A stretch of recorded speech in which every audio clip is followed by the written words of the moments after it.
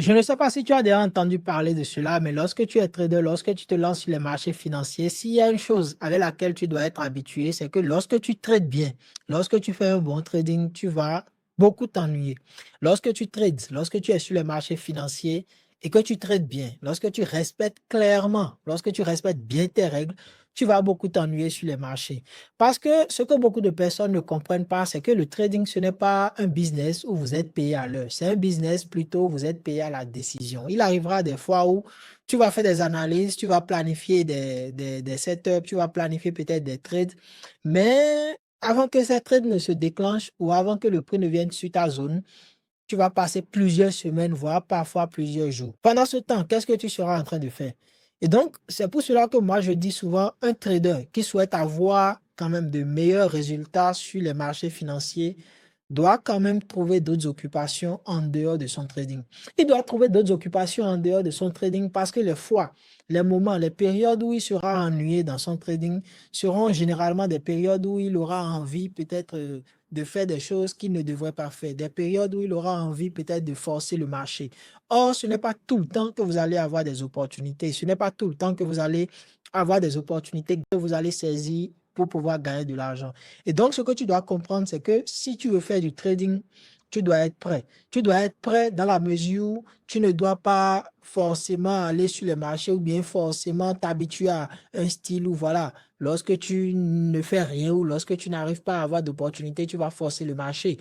Mais en lieu de cela, tu peux trouver d'autres occupations, comme par exemple faire de la lecture, comme ce que moi je fais pendant mes sessions de trading, comme par exemple créer du contenu, comme ce que je suis en train de faire là actuellement, que tu es en train de me regarder.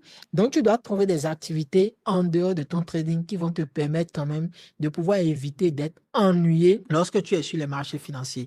Et beaucoup de personnes ne comprennent pas cela. Et généralement, souvent, tu vas entendre, lorsque je vais me lancer dans le trading, je vais trader tous les jours. Lorsque je vais me lancer dans le trading, je vais gagner de l'argent tous les jours. Bien même, tu verras des personnes se fixer des objectifs de gain quotidien.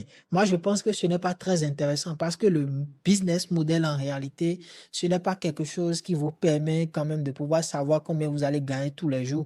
Mais en réalité, voilà, vous allez gagner de l'argent, mais tous les jours, c'est que vous êtes en train de vous dire que, voilà, vous allez forcer le marché, vous allez chercher des opportunités, même lorsqu'il n'y en aura pas. Et il existe des périodes où, voilà, vous n'allez pas avoir d'opportunités. Vous n'allez pas pouvoir saisir des opportunités simplement parce que votre stratégie ne met pas à votre disposition des éléments tangibles pour pouvoir, par exemple, saisir un trade. Et donc, il faut comprendre que le métier de trader, c'est un business quand même un peu différent des autres business. C'est un business de capital, OK? C'est pas un business de service comme tous les autres business où vous êtes payé peut-être en fonction de votre temps. Ici, vous êtes payé à la décision et vous n'allez pas prendre des décisions tout le temps, OK? Et il arrive quand même des fois où vous pouvez passer de longues périodes sans trader. Pendant ces périodes, vous serez en train de faire quoi? Il faut comprendre que chaque business a sa manière de penser. Chaque business a sa manière de réfléchir. Par exemple, l'une des manières de réfléchir, par exemple, d'un trader, c'est de pouvoir considérer, par exemple, ses pertes, pas comme des pertes, mais de considérer ses pertes dans le trading comme des dépenses pour son business. OK?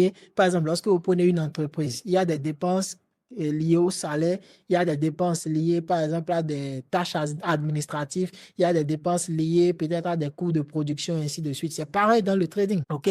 C'est pareil dans le trading. Dans le trading, c'est que certaines personnes, ils n'ont pas le bon état d'esprit, le bon mental, et donc dès qu'ils perdent de l'argent, ils se disent qu'ils ont perdu de l'argent. En réalité, vous avez mis de l'argent à disposition pour pouvoir tester, OK, pour pouvoir tester une opportunité, pour pouvoir tester une manière de fonctionner de votre stratégie, pour pouvoir saisir une opportunité. Et donc, chaque business a sa manière de penser, OK? Tu ne peux pas être un trader, tu ne peux pas être un trader et penser comme un salarié. Ici, vous n'êtes pas payé à l'heure, vous êtes payé à la décision. Et donc, ceux qui pensent que lorsqu'ils vont se lancer dans le trading, tous les jours, ils vont gagner de l'argent, détrompez-vous. Vous allez gagner de l'argent, beaucoup d'argent. Mais cette affaire de tous les jours, ça, ce n'est pas possible. OK?